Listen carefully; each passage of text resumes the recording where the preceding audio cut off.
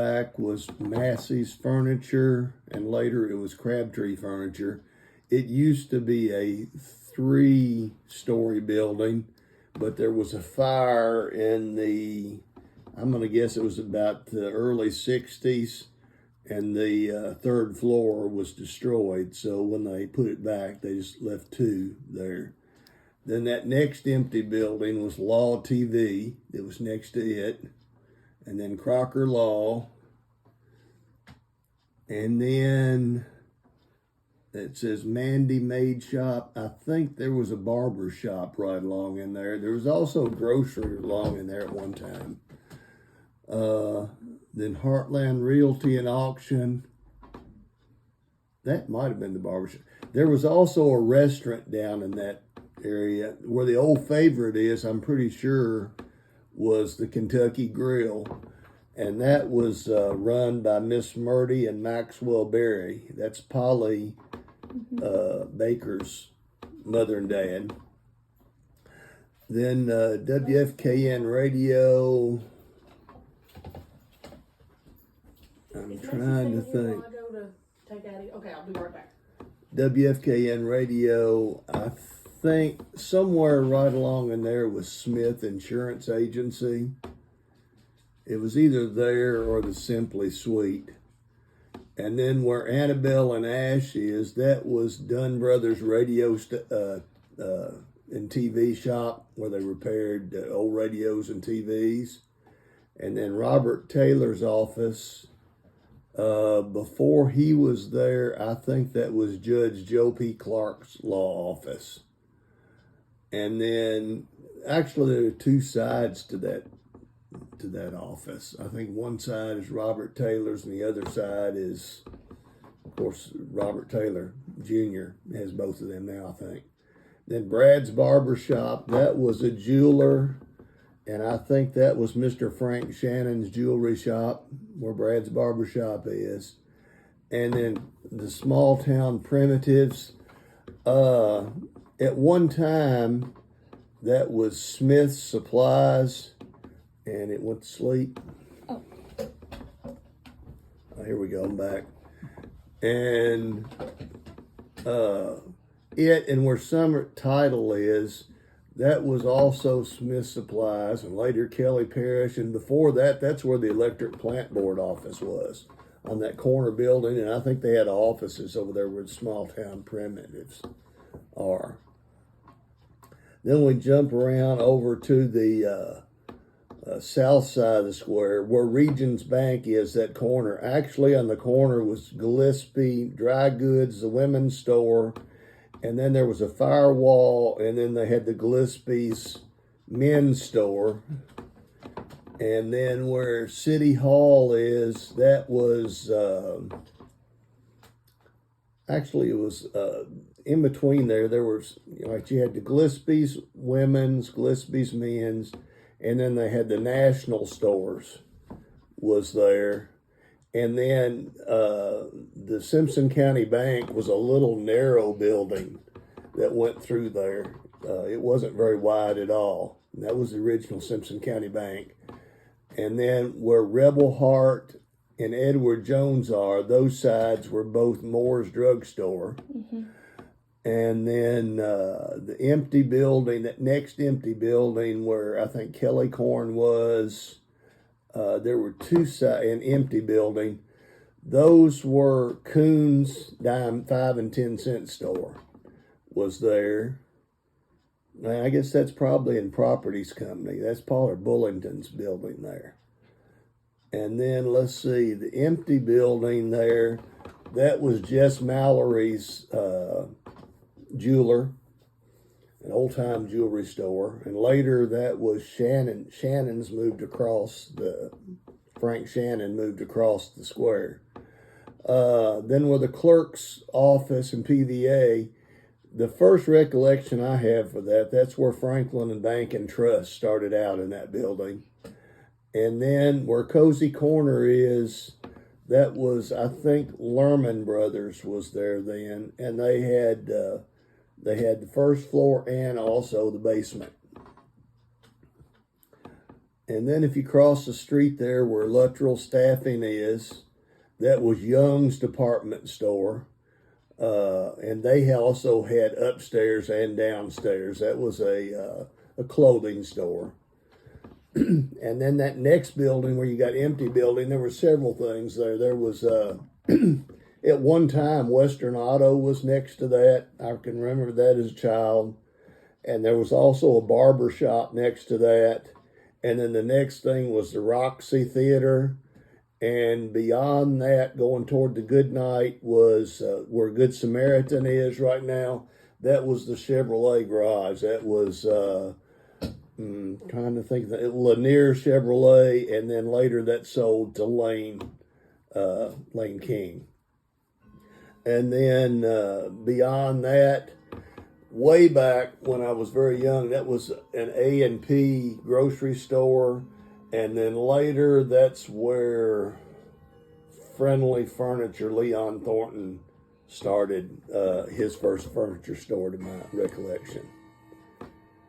Then if we look on the east side of the square, the empty buildings, I don't know, there's been like a Japanese restaurant and an arcade in there in probably the last 10 years. But before that, for a while, National Stores moved from the south over to the east. Before that, that was the Franklin Hotel. I remember going in there as a child. Back then, I think we used the side entrance, and used to have pictures, like Olin Mills would come in and take family portraits and all there. Then seems like where Gallery on the Square was it was Sugared and Hunt, and then later it became Sugared and Willis, and then it became the Gallery on the Square.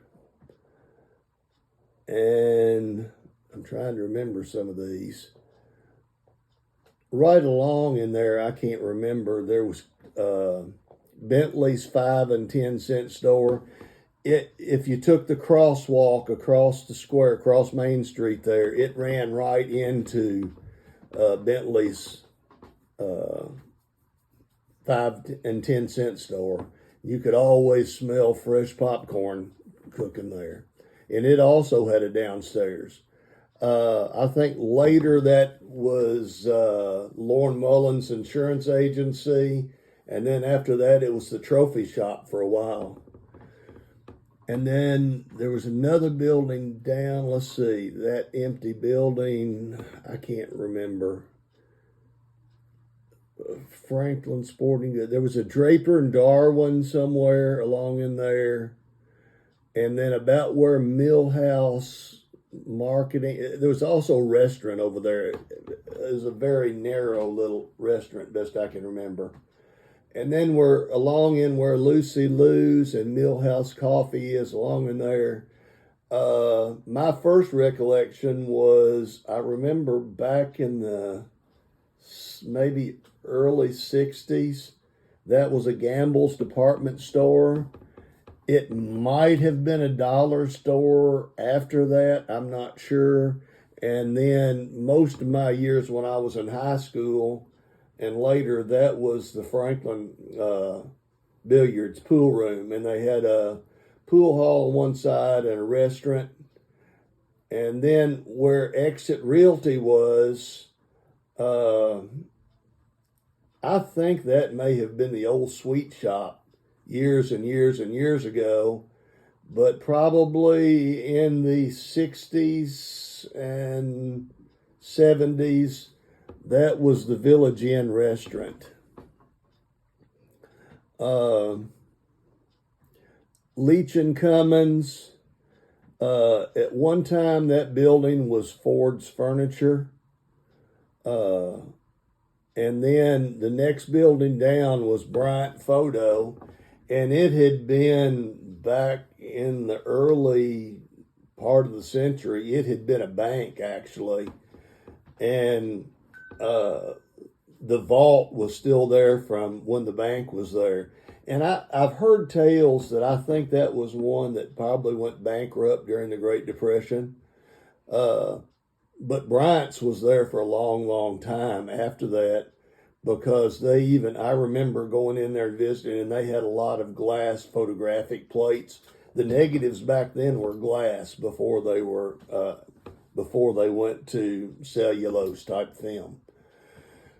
And then right next to that building, while Bryant's was there, was Ms. Bryant's music studio. I think it was Melody Music Studio. It was a little narrow place there. And then there's an open parking lot, and I can't remember what was there.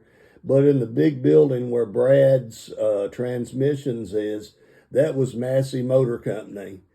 And they were like the Dodge dealer back then, and then later they had Dodge and Buick Buick was the block over. But the fire department was in the back part of that building on the side on Water Street, and not Water Street, it would have been Washington Street is where it came out.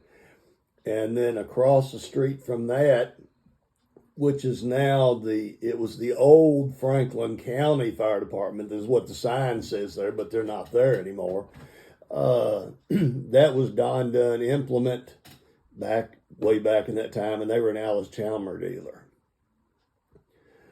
Then if let's go back to it would be the southwest side of the square, where Best Donuts was when I was young. That was Western Kentucky Gas. That was where their office was, which is now Atmos Gas. They were Western Kentucky Gas was bought out by Atmos.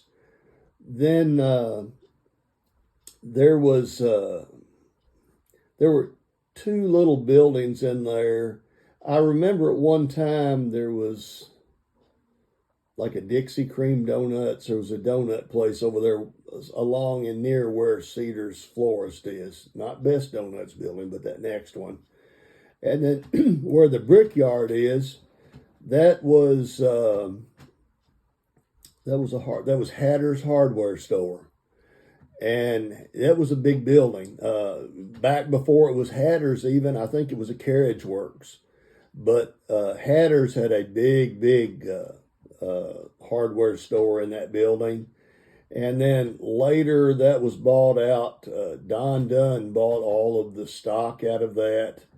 And then they had Hodges Used Furniture, and I'm trying to think what that man's name was. There was another man that had a furniture store. I can picture him, but I can't think of his name. Anyway, there was they had like used furniture, new and used. Also, there was a TV repair shop in the back of that building. And then it was bought out, I guess, by the Brickyard. Now, on the Franklin Methodist Church side of the square, right across from the Western Kentucky Gas, that would be the northwest corner. There was I remember there was a Western Auto in that building, and probably in the early 70s, or mid 70s, that was a place called the Lighthouse. It was kind of like a teen town building. And then the building next to that was Hughes Hardware. And I think way back in the early 20s, that had been a movie theater house as well there. And then there was a little building that went up right, I guess, where the Methodist Church's youth Sunday school building is, right there on that end, that little L shape. That's where Franklin Cleaners started out before they moved over on Washington Street. Then the Methodist Church was there. And then there were a lot of other older buildings there. I think Forrest Denning had a law office over there. Clyde Thomas had an office. He owned most of that block where the Methodist Church Family Life Center is now located. There was a flower shop down on that next to the inn, in the very corner inn. It was a tire recapping place, and in later years it was, I think, S&H Green Stamp Redemption Center for a lot of years. Then the Franklin Presbyterian Church, it's been there since I was a child. There used to be a house that sat where their Sunday school rooms are down there. That was there was a doctor's office, Dr. Breuer. And then where the Historical Society is, that was the sewing factory, and they made the shirt factories. They made shirts there. Were there any fires anywhere that like changed buildings? That they had to rebuild? Yes, there were. Like I said, where the empty building where Burgers on the Square is, I told you about that. Yep. Back from Best Donuts on the corner of Madison and College Street, there was a big building. It was called the Owens Building, and it had a lot of doctors' offices and all, and that. And sometime in the 60s, they were, I think, doing some welding in the basement. It went up the wall, and that was a huge, huge fire in its time. And then in more recent years, over on College Street, the old hospital, the Carter Moore Hospital, that was a huge, huge fire, and they had fire departments from all over that came into that. And that building, it was connected to the Wilson Clinic and something else, and that went all the way from College over to Main Street. What about the burning float? But the burning float, that was my senior year. It would have been the homecoming 1969. I was marching in the band, and I didn't get to actually see it, but our senior float was a steamboat, and I think the theme was Steam On to Victory. It had a big paddle wheel on it and two big smokestacks. And somebody got the bright idea that to make it look authentic, that they had to have smoke coming out of the smokestack.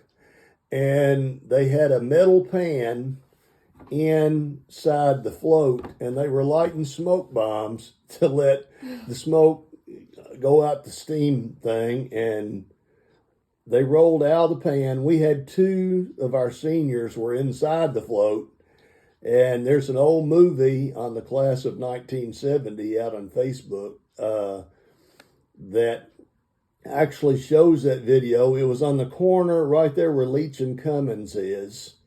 That would be the northeast side of the square. And I remember that I was in the band. We were up around where, just north of Madison Street on College Street, going about where Franklin Personal Care was. And they had to have all of the football players jump off the fire truck because it had to respond to the fire. And by the time they got there, some people had already disconnected the trailer, the burning trailer, and pulled it. There were some volunteer firemen who were down there, because I remember seeing them in the picture, and they were pulling it, and you could see the two seniors bust out of the back of the float, and I mean, it was fully engulfed and nothing flat right there. And then the fire truck came and put the float out. Okay, well, that's it. Thank you. Mm-hmm.